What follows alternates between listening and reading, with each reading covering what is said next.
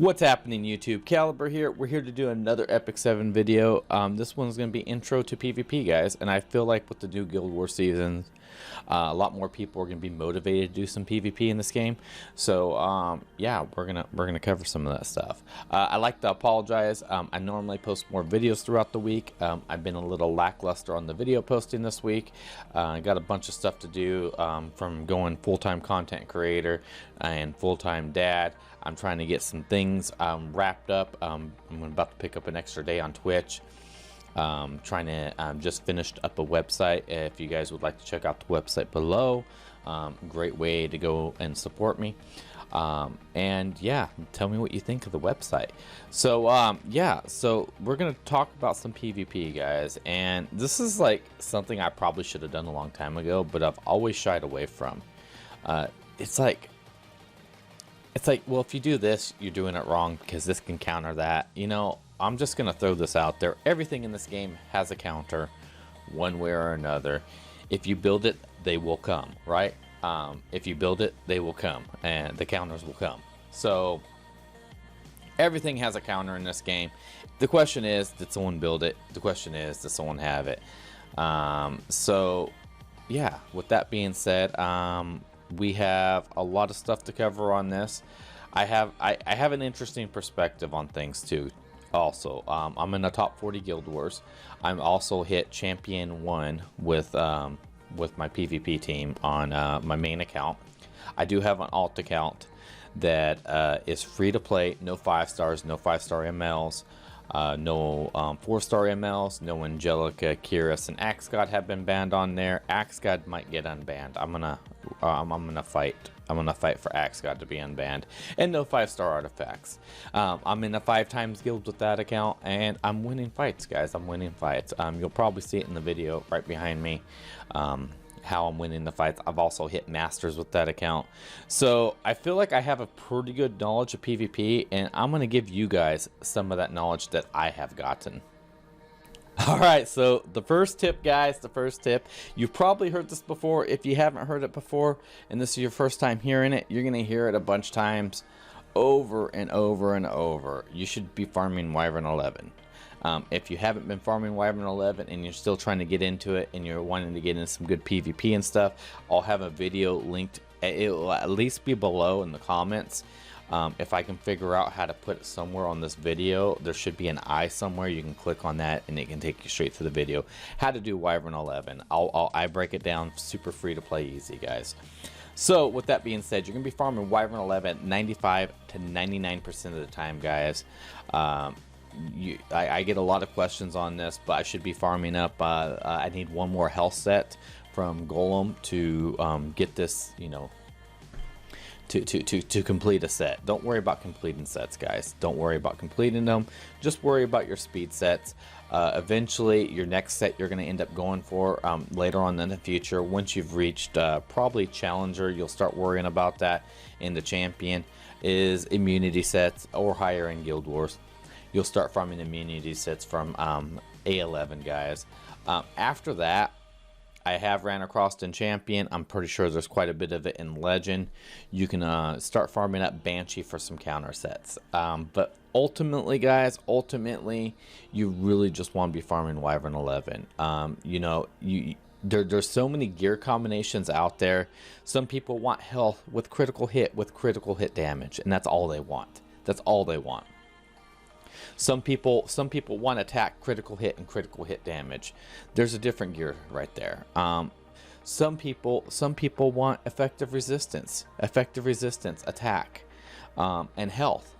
Some people, you know, there's so many different gear combinations out there. When you start spreading out your resources to all these different hunts, it's really hard to complete a set.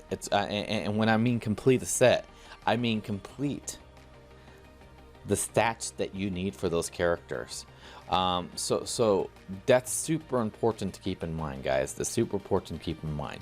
You're wanting to build probably a counter set or a health set for a certain character, but you're gonna have to get the right stats on those pieces of gear. So that's why farming Wyvern 11 gives you a variety of different sets you can make, and you just put that on farm mode. So enough of Wyvern 11. let's move on to the next topic. All right, so offense and defense in both Arena and Guild Wars. Real quick in the Arena, guys, setting up a defensive team at the beginning is kind of rough. Basically, you just want something to surprise people. Your strongest units in there. That's basically what it comes down to. Throw your strongest units in there, especially if you're just starting off the game. You're not going to build the team comp if you don't have the gear on them.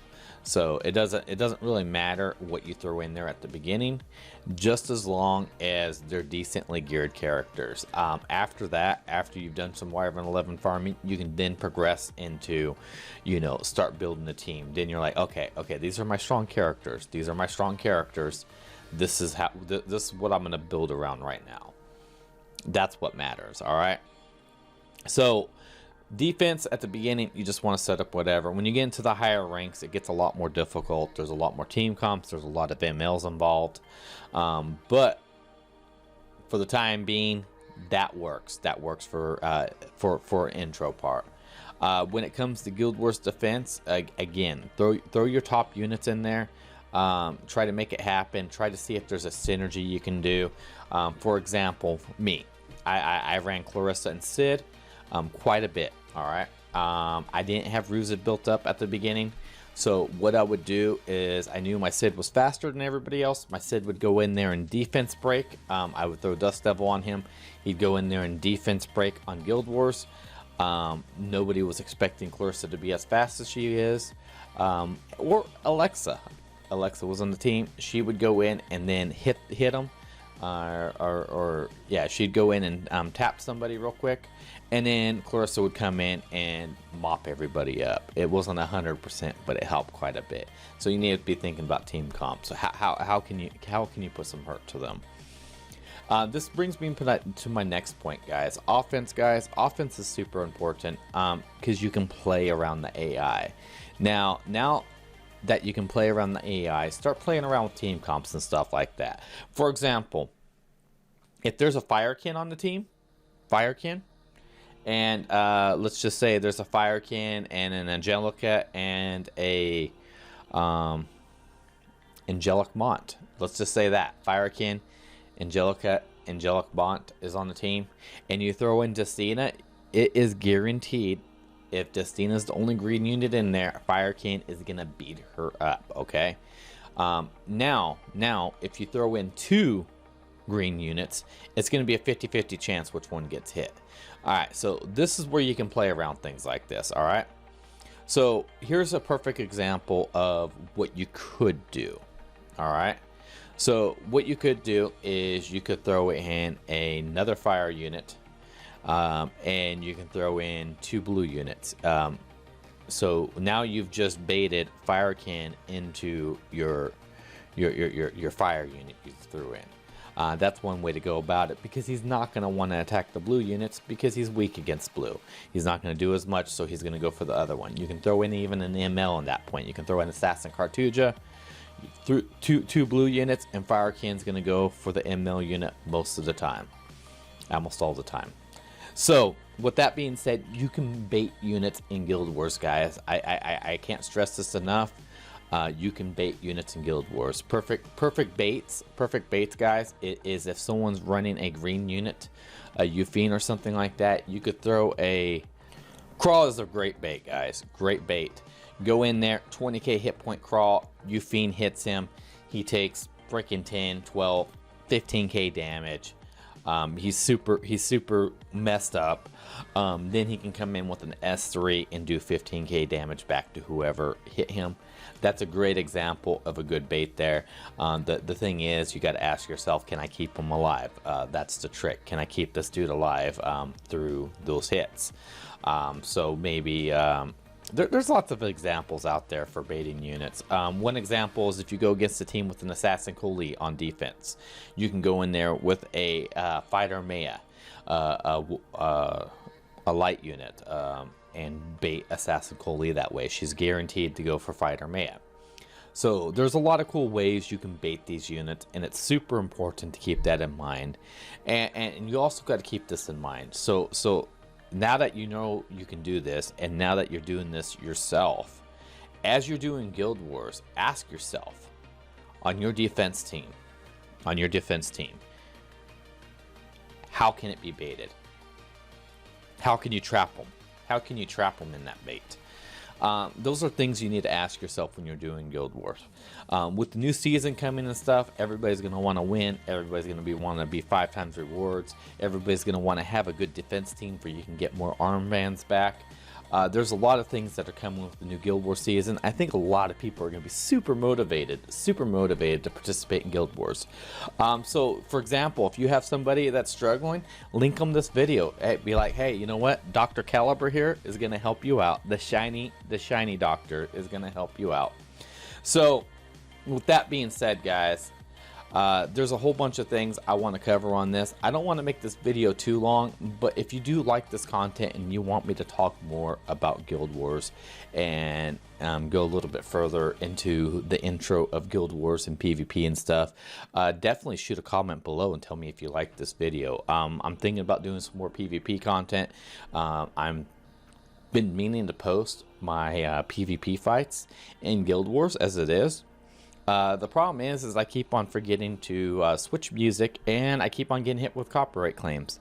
I had one of them all set up to post, and unfortunately there was a copyright claim on there. I deleted the music, it put the audio out of sync, and it was just, I got like 2-3 hours worth of work on a video, and I can't use it because the copyright claim. So, I will try to post some of my Guild Wars videos. Let me know if you guys are interested in those too. And yeah, hit that like button, hit that subscribe button. You know, follow that. Go down to that website. Follow me on Twitch. Follow me on all my social media on that website below, guys. And yeah, thank you guys so much for watching this video. Hopefully, I hope I covered some decent stuff for you guys to intro to PvP. Maybe we can talk about some other stuff later on, but until then, guys, you guys have a good one, and thank you so much again for watching this video.